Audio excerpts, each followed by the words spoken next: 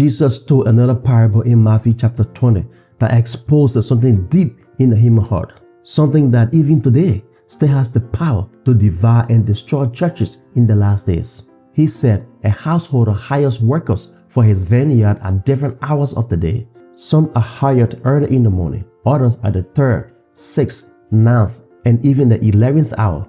Yet when the day ends, every worker receives the same wage. And that's where the tension begins. The first workers, the only ones who made a clear agreement, begin to complain. We worked all day. We endured the heat. How is it fair that they get the same reward? When you first read this parable, the lesson seems simple.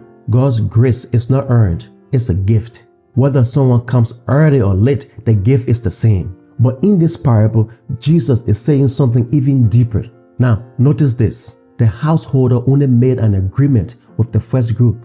The first group of workers represents Israel, the people God made a covenant with. To everyone else, the latecomers who represent the Gentiles, he made no contract at all. He simply said, go work in my vineyard, and whatever is right, I will give you.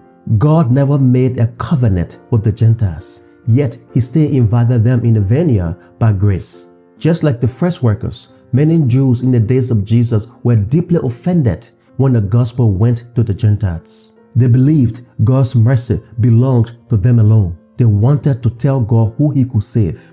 They wanted to control how God distributed forgiveness and favor. It's the same spirit we see in Jonah, angry that God will forgive Nineveh. How can you save them? He protested. And now comes the uncomfortable truth.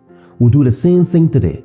We look at people and decide who is too far gone, too broken, too sinful, too late. And when God shows them grace, we think it's not fair. We think quietly, I have served longer. I have sacrificed more. I have been in the church longer. Then comes the householder's question that still echoes today. Is it not lawful for me to do what I will with what is mine? Is your eye evil because I'm good?